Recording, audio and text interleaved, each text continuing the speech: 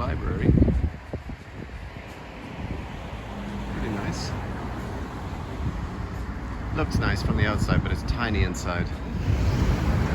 Here's the local cinema. 3 screens. Large popcorn, $7.50. All right, that's large candy bar, $6. So that's just as outrageous as anywhere else. So you know, you don't need to think these people are a bunch of rednecks. I mean, they tolerate inflated prices just as well as anyone else. Oh. Oh. Oh, and Top Gun. What are the prices? Oh, are you joking? Oh, there he is, huh? Tommy boy.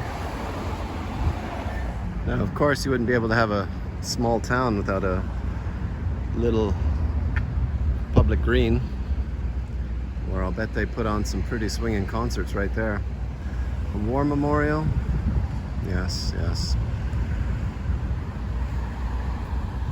We're not very good with art, but we're quite good with war memorials. There's a plaque that talks about the founding of Bracebridge. I know you're going to be disappointed if I just walk right on by that. Korean War. We lost 2 people from Bracebridge in the Korean War. Even in the Boer War. Jesus Christ, James Finley. So these are going to go across the country about 4,000 kilometers before I can show you the books that I bought. They're in here.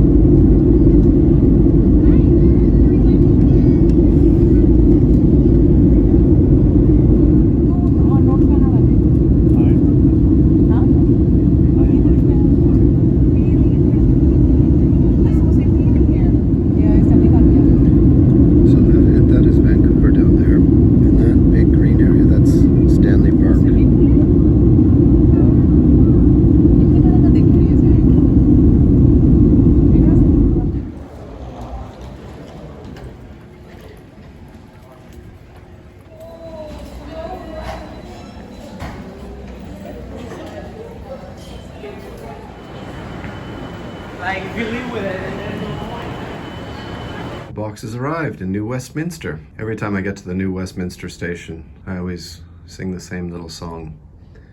I sing, New Westminster, you can date your half-sister. New Westminster, it's okay if you kiss her. Yeah, so my boxes have arrived and there's some books in there, so let's see if it was worth spending $120 to have them shipped all the way from Ontario.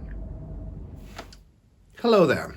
Finally, the books have arrived from Ontario, and I'd like to show them to you. So this is the only one that I didn't get at the Owl and Pen, the used bookstore that I showed you in the introduction. I got this one actually at the Salvation Army. Raymond Chandler, The Big Sleep. I suppose I am the only person who has not read this novel. I thought I had read The Big Sleep, but then I was confused. I had read The Maltese Falcon by Dashiell Hammett, but I've not read The Big Sleep, and I will. It's nice. You know, this book is like almost brand new.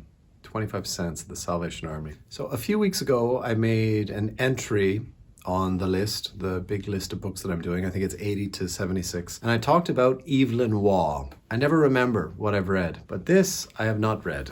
And I'm looking forward to it because it's a trilogy. And if you've been watching my videos, you know that I am a huge fan of trilogies, series, books of 4, books of 5, books of 12, because I'm really an optimistic person. I think if an author has this vision of the consideration that goes into one book. And that doesn't suffice for you as an artist. You have something that is much grander, and you want to write a trilogy. That really inspires me. And I think if that author had the energy and that stamina to write those books that they had in mind, then me, as someone who just simply has the task of reading them, yeah, I'm really up for that. And so I do love series of books. The Manahuaca series by Margaret Lawrence, one of my all-time favorites, the USA trilogy by John Dos Passos. So here we go, Evil and Noir, the Sword of Honor trilogy, like those old penguins with the turquoise spines. So the Sword of Honor trilogy is comprised of Men-at-Arms, Officers and Gentlemen, and Unconditional Surrender. Is also Evil and Noir's bitter attack on a world where chivalry and nobility were betrayed on every hand. So there's a trilogy. When will I get round to reading it? God knows. Here's a book that I've been searching for a really long while. I'm surprised it's taken me this long to find it.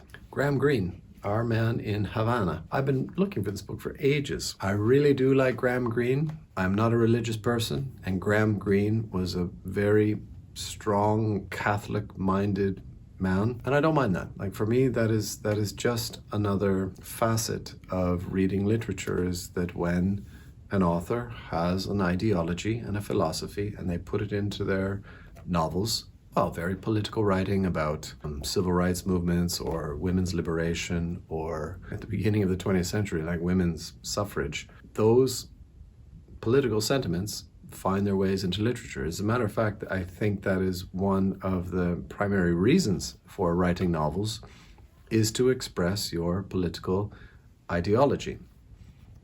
Graham Greene was a strong Catholic. I do appreciate reading another person's perspective. I think that is one of the beautiful things about literature, is to become acquainted with the other ways that people see the world. And if that doesn't appeal to you, I mean, like, we all see the world from our own individual, unique perspective. And while it is individual and unique, it is such a tiny viewpoint on the most eclectic, chaotic mass of viewpoints within the universe. And to be satisfied with your own singular concept of society, I think, is really, well, faulty and petty. I mean, it's the joy of meeting another person. You see another soul and how they perceive this creation around us. I'm getting religious now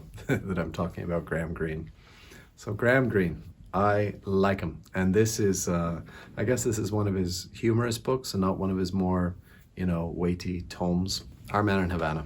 Speaking of Catholics, C.S. Lewis, the Screwtape Letters. This book is a bit special for me because I gave a copy of this to someone who I love very much. The Screwtape Letters is the story of an elder demon named Screwtape writing letters to his nephew, a younger, aspiring demon. And Screwtape is writing these letters on how to ensnare and corrupt the souls of man, almost as a step-by-step guide. Here's how we can corrupt humanity's soul. These are the steps you go about in your corrupting ways. This is, again, it's quite a religious book. I believe Catholic. I think C.S. Lewis was quite a Catholically minded man. It is a bit of a beware guide. Here is how your, let's not say soul, let's say your psychology can be corrupted by the influences which are persistent in society. This is a wonderful book. You don't need to be Catholic to read this. Be brave. Don't lie. Don't be a scumbag. Don't be influenced by the corruption you see. Don't lower yourself to the dregs of society, even if they seem to be getting ahead. Be good. Be good, people. This is a great reminder of that. David Lodge, Changing Places. I've never read any David Lodge. It's on my big list. It's on my list of the 1,000 books you must read before you die. And I was wondering if there were any basis for this in the film with Dan Aykroyd and Eddie Murphy. There's a book I bought. Like Our Man in Havana, I have been searching and hunting for this novel for years. I thought it was one of those books that you would just go into any secondhand bookstore and you would find just, oh yeah, there it is. I mean, it's like Catcher in the Rye. You never have any trouble at all finding that one, right? Like, you need a copy of Pride and Prejudice? Just look around. You'll see one somewhere in the vicinity. There's an edition of Pride and Prejudice somewhere. And I thought this book was something like that it was just ubiquitous, as they like to say. But it took me years to finally find it, and here it finally is. Oblomov. After all that pre-ramble, I've got nothing to say about this book. Okay, I got it. I don't know what it's about. It's one of those Russian books, and I haven't read too much Russian stuff recently, and I know I ought to. The last three I'm really quite pleased with, because I think the last three are some very hidden gems, some really secret books that not a lot of people are aware of. So I'm really pleased with the last three. Those other ones, as I say, I think they're available everywhere, and I think a lot of people have read those books, but these three books, I'm not sure you may have ever heard of these. So Margaret Drabble, The Millstone. Look at that weird and wild cover.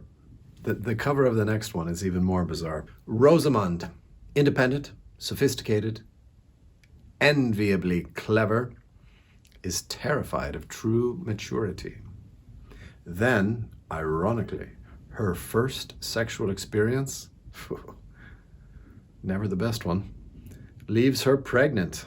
170 pages. Like, I don't even want to read you the next bit, because I think that might give too much away. But, 170 pages, very short novel. Like, if you have one strong theme, one strong image and idea that you want to express quite forcefully, 170 pages is plenty of time. Yeah, I'm looking forward to this one. The nice thing about going into a really old bookstore is that you feel that like something like this may have been sitting on the shelves for decades, and that you feel that maybe even like the price that he put into that book in 1992 is still the same price that it sits at today. So I got that book for $2.50. It's not a very beautiful book. Like, it certainly is showing the signs of age, but I'm not sure if this book has ever been read. It's a bit beat up, I think, just because it's been shuffled around from box to box until it ended up in the shelves of the used bookstore. The Millstone, Margaret Drabble. Okay, are you ready for a cover? Absolute Beginners. Must be the 1980s, right? Where they got really excited about computer-generated technology like cubic backgrounds. Absolute Beginners. Colin McInnes, now a movie with David Bowie. The second of the celebrated London trilogy. So I just gave my long admiration for trilogies, and here is the second in a trilogy of which I have not read the first. But this is the one that receives acclaim. How do I feel about that? Well, I do. I feel that, there's something nagging inside me saying, Grant, you ought to read that first book before you get to this one.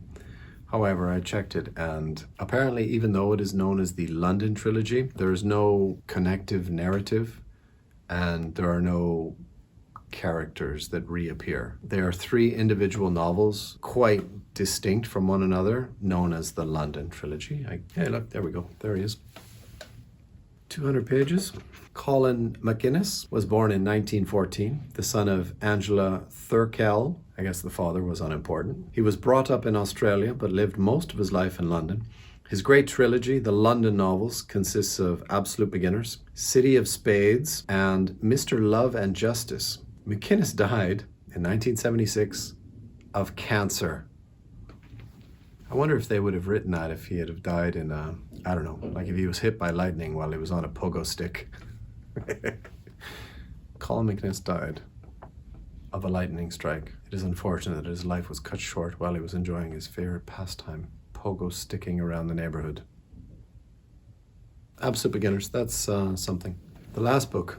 I was walking out of the Owl and Pen, and I happened to glance up, and there was something on the top of the bookcase. So not on the bookcase proper. It was like on the top, like where, those lazy book people, they just, okay, I'll put that up there for now, and I'll figure it out later when I get some more time and I'm rearranging all the stacks. And the only reason I bought it was because it looked like another book.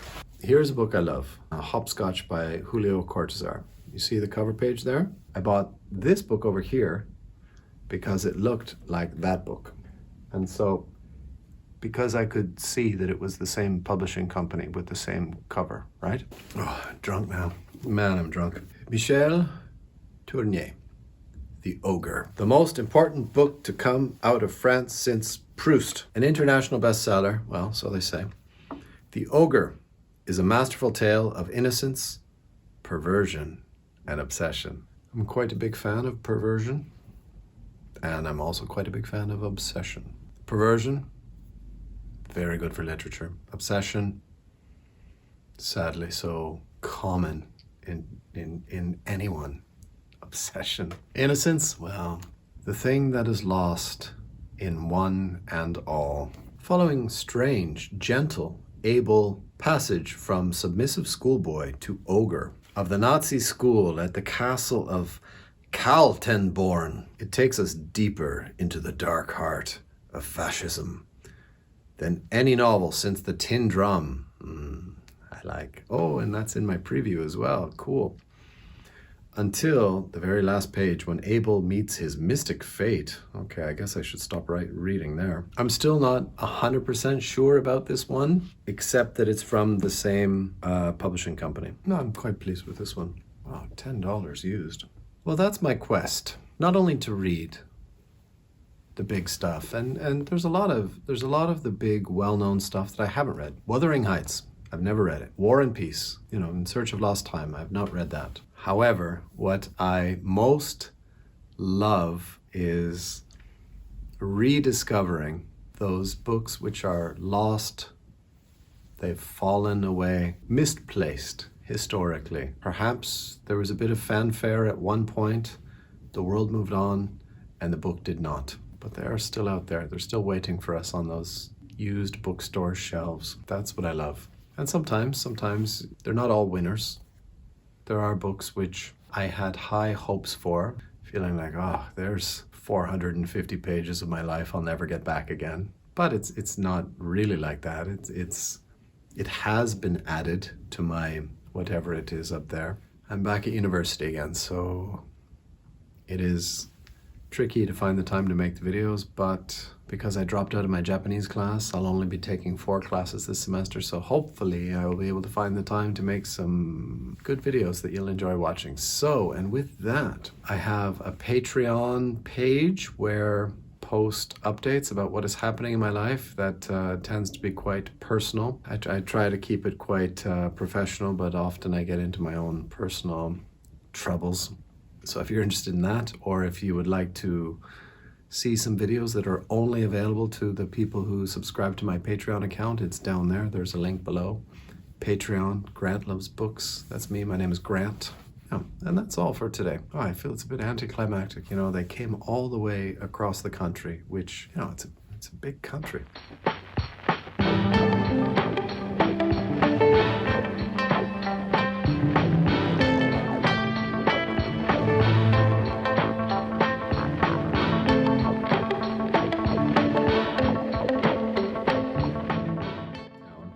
And in his reminiscences, he commented that, I was so happy I got reminiscences right, and then I fucked up commented. In his reminiscences, he commented that he created Oblomov from both his, it was almost like they felt that good, proper literature, we don't need to spend a lot of money on the cover. It sells itself because it's literature, right? Intellectual people will buy it. But now that the world is full of dummies, they've got to, paint literature like it's some sort of, the next Hunger Games or some bullshit. Okay, come on, Grant. Take care. Thank you for watching. I'm drunk out of my mind.